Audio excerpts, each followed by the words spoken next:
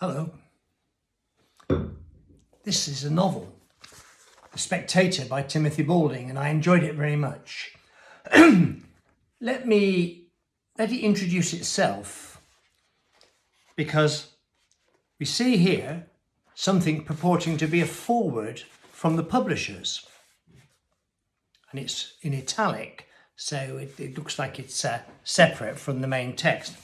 And it says in this foreword, "It recently came to light that Roger P., the convicted double killer who escaped from HM prison 6 months ago and remains at large, left a thick volume of notes in his cell that detectives have painstakingly examined in the hope of finding clues to the fugitive's current intentions and whereabouts.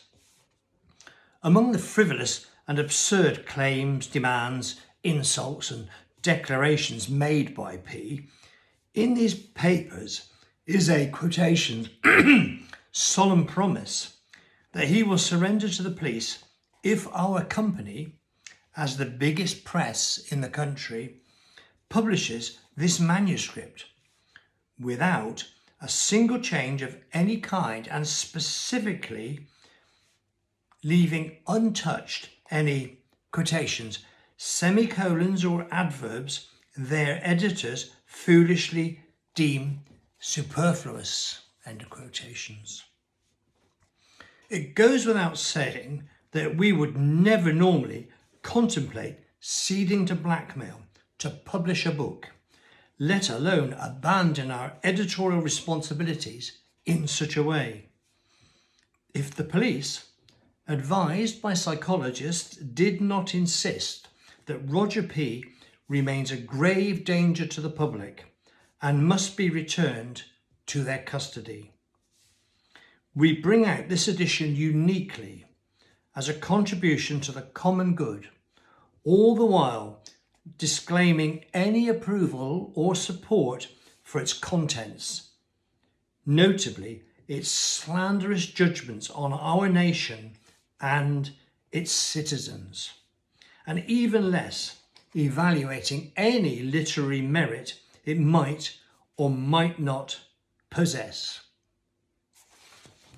So straight away we know we're in for a bit of fun here. And in fact, when I read that at first, I thought, is this a joke? Or is it serious? Is this from the publishers? And of course it is a joke. But it sets up the rest of the book, which is then written conventionally as a novel. So we're being told that the publishers here have ceded to demands on the advice of the police from a convicted killer and published this book as a result. The main character in this novel is Roger P. In fact, he's the narrator. I'll say a bit more about that in a minute. And Roger P. is he's a journalist. He's the star reporter on a newspaper called the Daily Hack, which is an awful tabloid newspaper. And we know it's going to get interesting because when you read about the author, he himself is a lifelong journalist, and he's worked in Britain but also in France and internationally.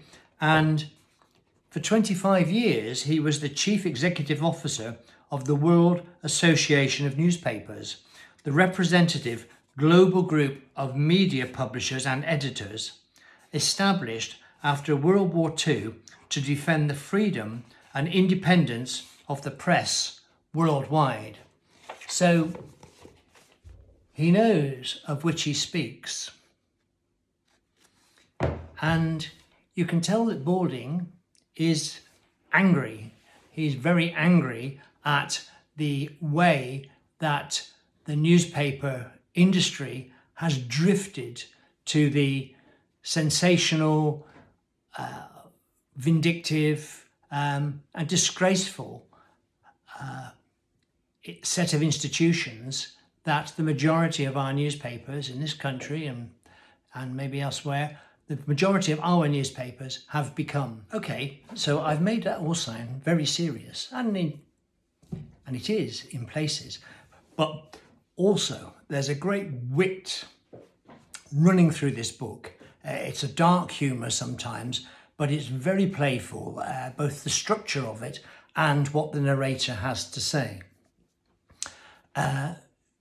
Roger P, as I said, is a mean character working for an even meaner editor, and you have the grotesque picture of the way that tabloid newspapers behave. We know they behave like that, but this is well done and show just how crude and vicious it can be. But Roger P also has another side to his character, and it's the other side of his character which Balding calls the Spectator. It's the Spectator who is narrating this story and talking about Roger P as an actor in the world, and Roger P as a person capable of reflection and capable of morality, and the battle between these two.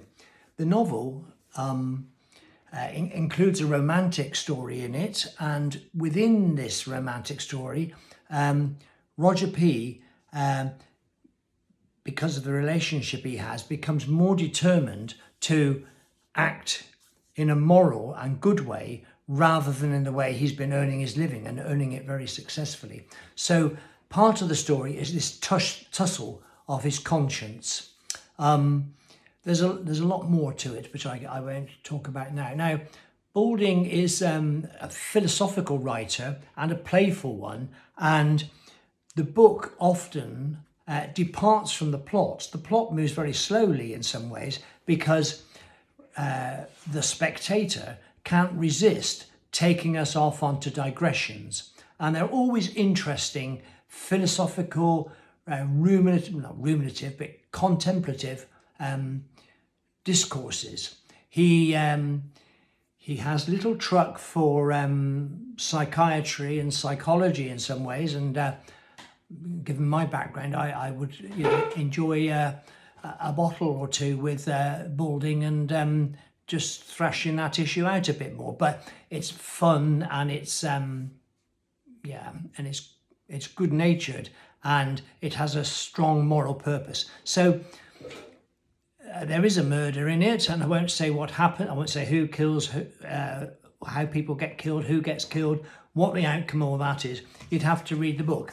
It's good fun. I really enjoyed it, and even though I've made it sound like it's a serious subject that it's talking about, the tabloid press, and we all know it is a serious subject, even although it's doing that, it's doing it with great wit and erudition, and it's a really enjoyable read. I really enjoyed it, and I recommend it strongly.